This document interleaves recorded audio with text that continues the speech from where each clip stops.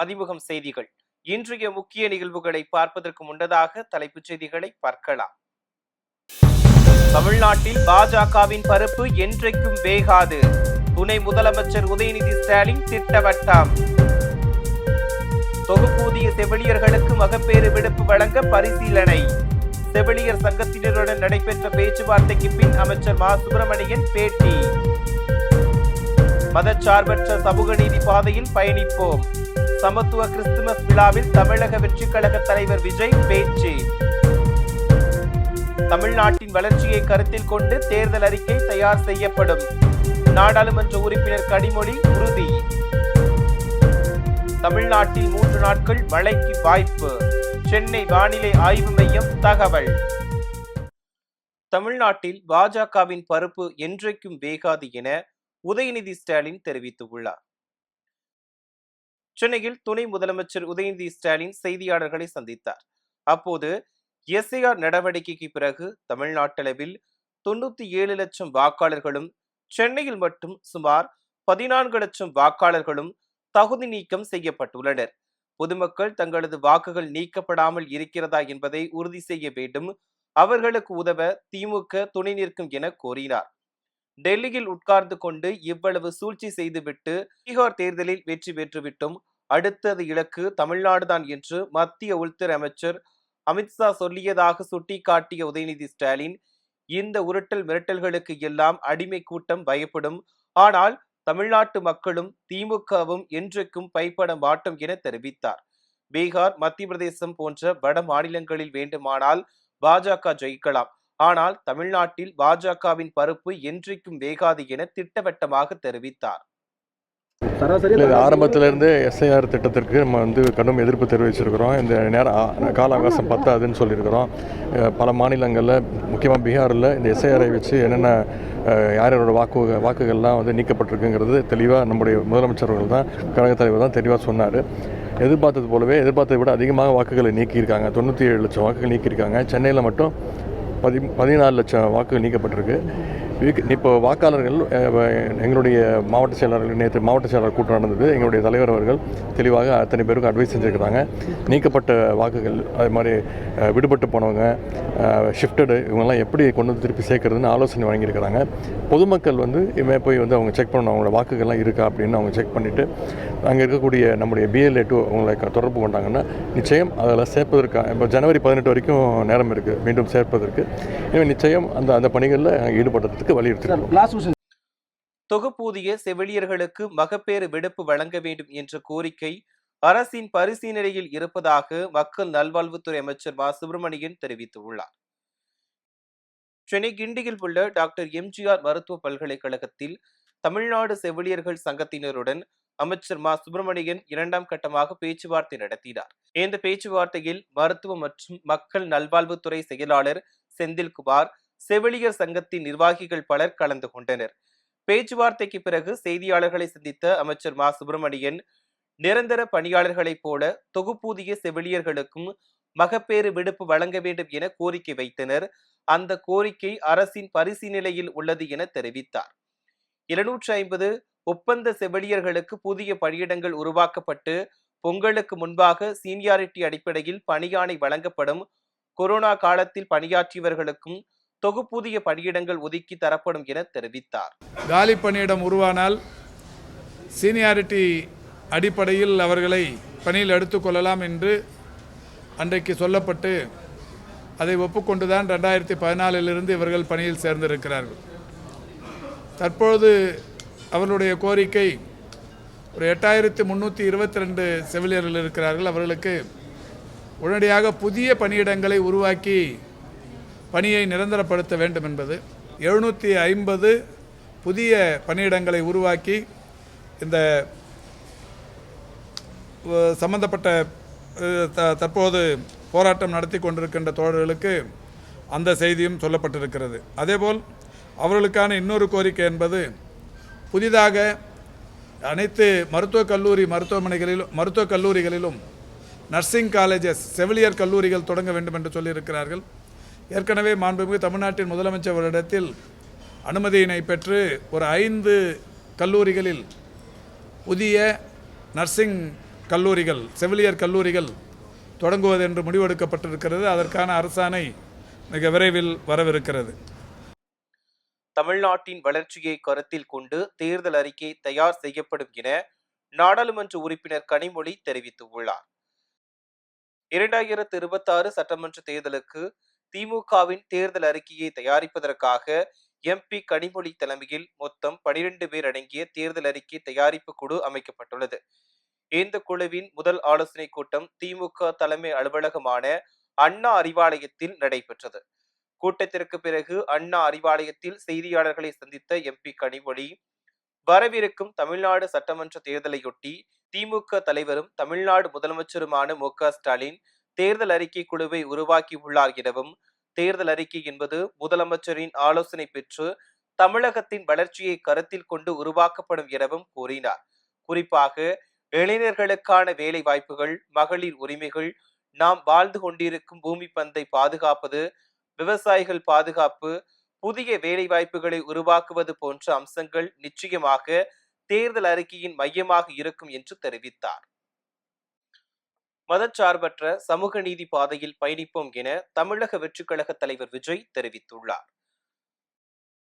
தமிழக வெற்றிக் கழகம் சார்பில் செங்கல்பட்டு மாவட்டம் மாமல்லபுரத்தில் சமத்துவ கிறிஸ்துமஸ் விழா கொண்டாடப்பட்டது. தமிழக வெற்றிக் கழக தலைவர் விஜய் தலைமையில் நடைபெற்ற இந்நிகழ்ச்சியில் தமிழக வெற்றிக் கழக பொதுச் செயலாளர் புசி ஆனந்த், ஆதவ் அர்ஜுனன் உள்ளிட்ட கட்சியின் முக்கிய நிர்வாகிகள் பலர் கலந்து கொண்டனர். இந்நிகழ்ச்சிக்கு QR அனுமதி சீட்டு உள்ளவர்கள் மட்டுமே அனுமதிக்கப்பட்டனர்.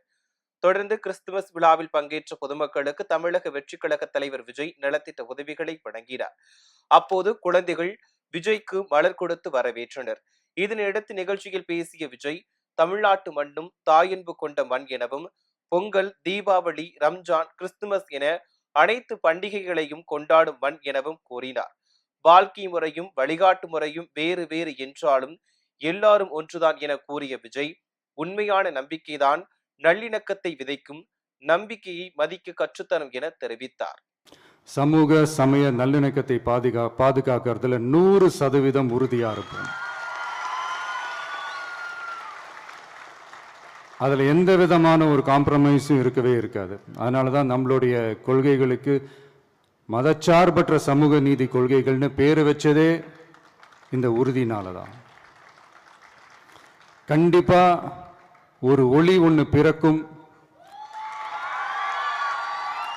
அந்த ஒளி நம்மளை வழி நடத்தும். இங்க வந்திருக்கும் அருளாளர்கள், அன்பர்கள் அனைவருக்கும் என்னுடைய கிறிஸ்துமஸ் நல்வாழ்த்துக்கள்.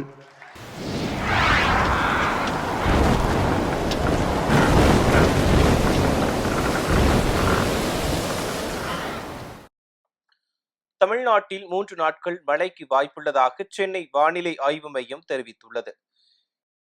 இது தொடர்பாக வானிலை ஆய்வு மையம் வெளியிட்டுள்ள செய்திக்குறிப்பில், பூமத்திய ரேகை பகுதிகளை ஒட்டிய தென்மேற்கு வங்கக்கடல் பகுதிகளின் மேல் நிலவும் வளிமண்டல கீழடுக்கு சுழற்சி காரணமாக 24ஆம் தேதி வரை தமிழ்நாடு, புதுவை மற்றும் காரைக்கால் பகுதிகளில் வறண்ட வானிலை நிலவக்கூடும் என குறிப்பிடப்பட்டுள்ளது.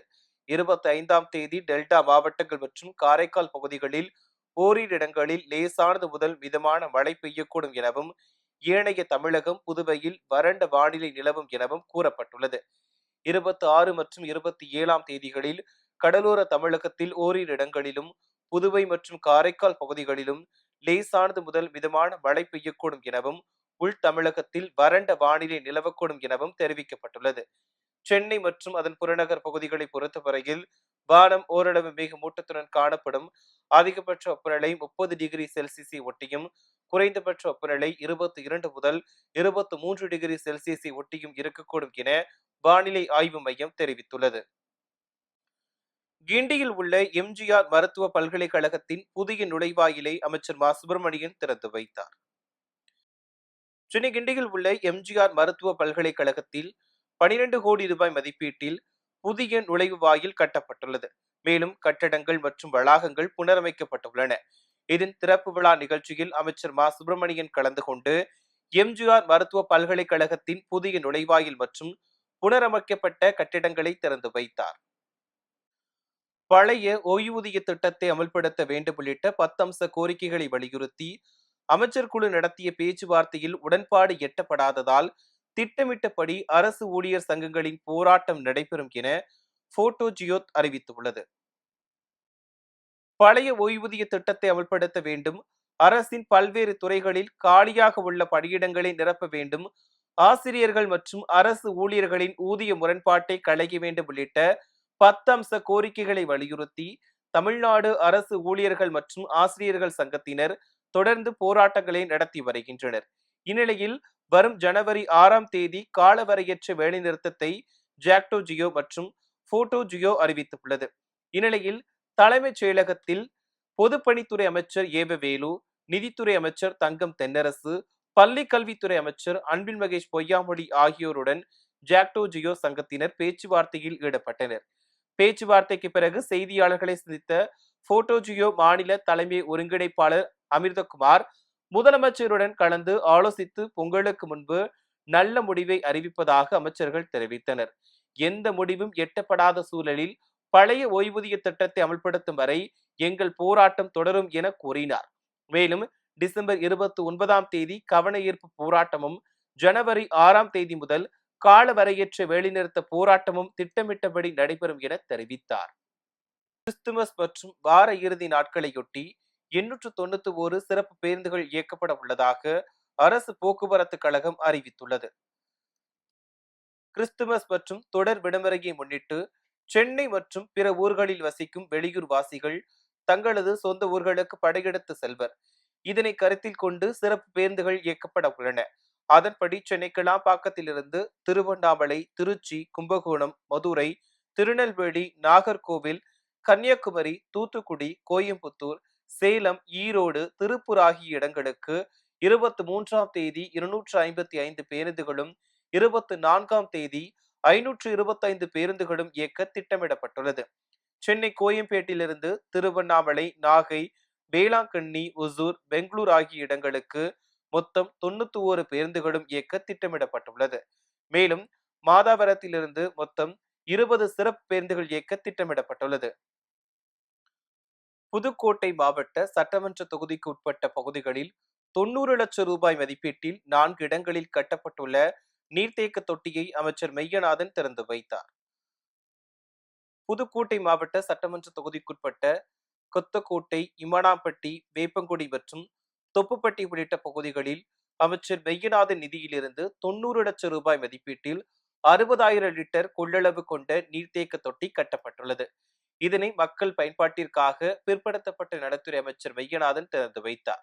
இந்நிகழ்ச்சியில் திருவரங்கம் ஊராட்சி ஒன்றிய தலைவர் தங்கமணி, உளவாய்ப்பட்டி ஒன்றிய செயலாளர் அரு வடிவேலு மற்றும் பேரூர் கழக நிர்வாகிகள், பொதுமக்கள் பலர் கலந்து கொண்டனர்.